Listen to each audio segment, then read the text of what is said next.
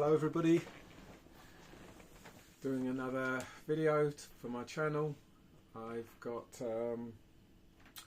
some films that I'd like to review instead of books, and I hope any new viewers will be able to subscribe, leave a comment, maybe an idea for a future video. I'd be most grateful. And here we go. Now I've got a film here. This is called Possession. Now this is a sort of a, how do I best describe it, like a horror film, or kind of a horror film, or you know, or it has horror elements in it, but it's about a marriage that's broken down. This naturally, because the theme of this video is everything's Berlin related, as far as determined. This film is shot while the Berlin Wall was up. It was released in 1981, so it was the same year as Christian F., which is one of my all-time favourite films that was made as the Berlin Wall was up. So, and it was released in 1981. So it's the same year as this film Possession was released. The cover is a bit kind of revealing actually, because it is a like it has a sort of an element of the video nasty. Now for those that are old enough, they will remember the video store where you would go to a video shop and you would hire out a film. You may have it for a day or two, you'd watch it, and then you would take it back and then you'd hire out another one. And why I mention it is because this has the look of a video nasty. In those days that we had these typical, well, you could sort of say, yeah, it was part of the marketing where they would make these covers on these VHS tapes in such a way that it would cause you to want to actually hire the film to watch it. And then when you watch the film, it wasn't as how the cover design of the videotape looked like. So you sort of be a little bit disappointed, thinking that you'd get one sort of film, a type of film that you thought the cover would depict, and yet it wasn't anything like that. And similarly to this, it does have this kind of look. I ordered this film. This film came out from Korea. So it took about maybe a week, 10 days before I actually received it. And when I saw it, I thought, well, is this the film that I was supposed to, you know, is this the film that I really wanted? Because of its cover. So the cover was a bit deceiving. However, having said that, I wasn't able to watch this film because it's on NTSC, which is a different system to PAL. I have a multiplayer, so it will play PAL and NTSC. However, my remote doesn't work on it, so I've got to sort of sort out my remote in order for me to see this film. But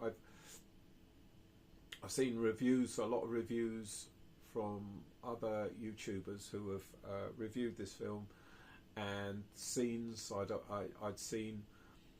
And for me, of course, this film was mainly wanting to see Berlin, and the director made every attempt to actually, or the director of photography made every attempt to have scenes of Berlin in the background. So this it's almost like Berlin is like a backdrop to this film. Having said all that, it does have horror elements to it, and I suspect it can be off-putting to some people. So if you're squeamish, if you feel, you know, the horror genre isn't for you, then I wouldn't recommend you watch this film. But for me, the motivation of buying this film was strictly about Berlin, seeing the Berlin Wall as it was at the time, seeing Kreuzberg as it was at the time, and so on and so forth. So it will look a lot different today than it did when they actually shot this film in, I suspect, 1980. So Possession is a kind of a horror genre. The cover can be a bit deceiving, but it's really about a couple whose marriage is breaking down, and the Adjani, who's the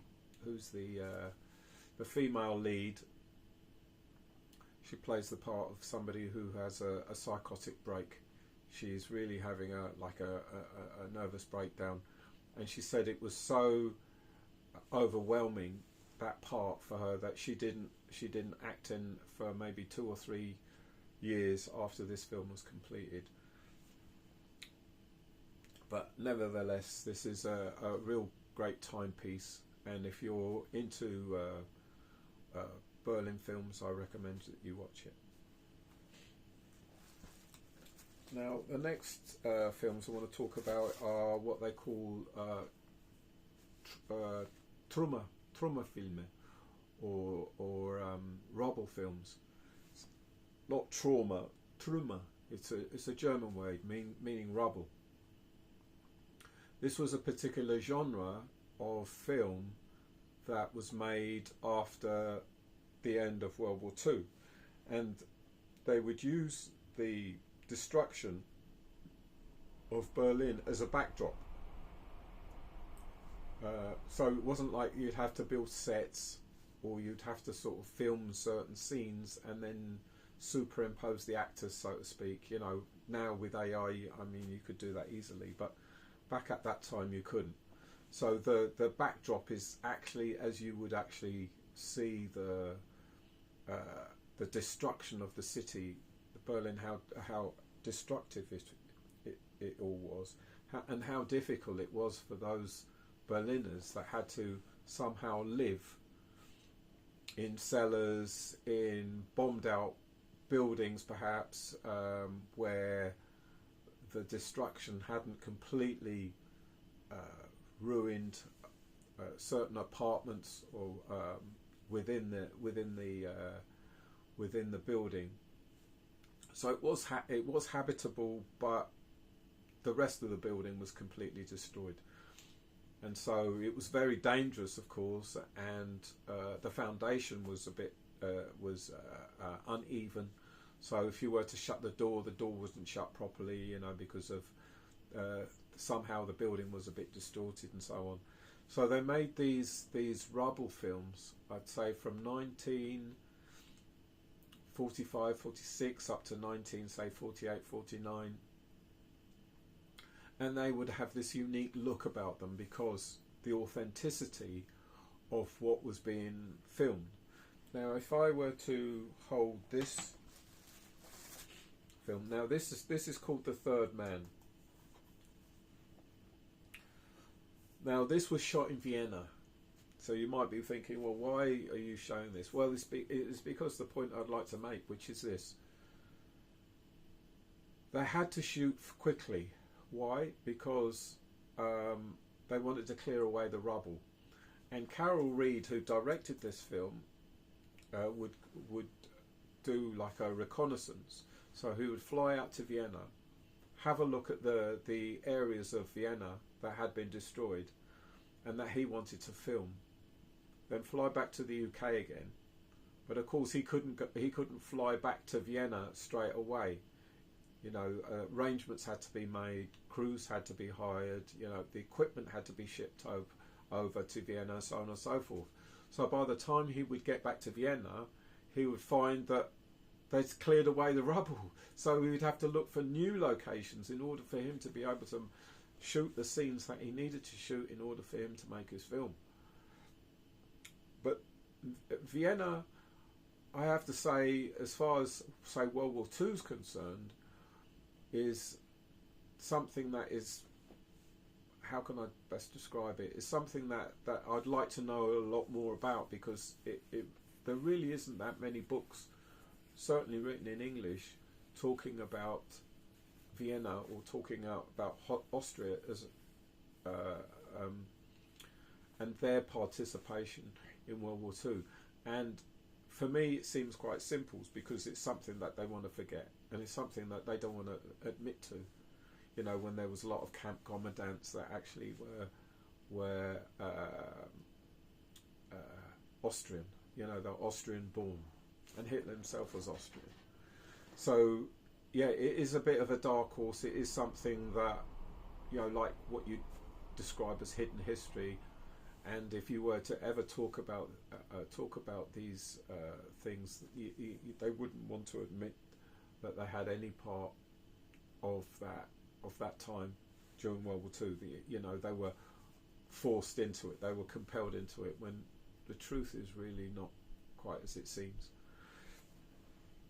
So anyway, this is the Third Man. So this is, if you're into rubble films, this would be one. And in fact, this isn't sort of, you would think of this as a rubble film, but I do, and I've seen it many times. And there are areas of Vienna that have been destroyed, partially destroyed, and it make a good backdrop to this film. And this film is a classic. I mean, it goes. It's one of the best films, British films, certainly ever made. Okay, the first film or the second, beg your pardon. This one is called Germany Year Zero. This was shot by an Italian, Roberta Rossellini. It's beautifully filmed, and when I was doing research in rubble films, this film was never mentioned. However, this one was. And it's about children in Berlin, and their how can I best describe it? Children in a situation that is distressing for everybody that had to live through it, because for a child to go through having survived, shall we say, on meagre rations, having all the destruction of Berlin all around them, and then as the war ends, having to survive in the rubble itself after the war had finished. And I'm sure in some way, one way or another, that psychologically affected them, and may have a post-traumatic stress that they perhaps weren't aware of, and only as they became adults would they find themselves having some form of depression as a result of their experiences growing up. Of course, this film doesn't actually say so much, but if you were to look into the history of post-war Berlin as much as I have, you would actually see and understand the film a lot more deeply than if you were just to watch it, you know, sort of from somebody who is sort of observing the film and saying, "Oh, isn't this a great film? Oh, these kids in the ruins of Berlin, and you know how they're having fun." But you think about it, you know, health and safety. There was no health and safety in those days. Can you imagine, you know, a bomb crater in the middle of Berlin, you know, and kids sort of playing around there, and you know, you could slip and fall, and you know, break a leg or break your arm, or you know, find yourself your head decapitated or something like that. You know, as extreme as that sounds, it's well worth thinking about. There are a lot more films that I haven't seen that I really wish I could. It's a subject that perhaps is often mentioned about, and I wouldn't know if there's any literature on these rubble films, but certainly I would think that having looked into it from this point of view, it's a massive subject, but it sort of came and went. You know, you only had maybe 4 years or 5 years, and then all of a sudden these films weren't popular anymore. People didn't want to watch them. You know, it was too depressing, so they stopped making them. Anyway, that pretty much concludes this segment of my video channel. I hope you're all well. I hope you are watching my presentation all the way through from the beginning right to the end, and that you are subscribed. If you haven't if you've been unsubscribed, please subscribe. If you haven't subscribed, please do so, because it all this helps the channel grow. And if you can leave a comment and a thumbs up, I'd be much appreciated. So, auf Wiedersehen, alles Gute und bitte fall nicht nieder.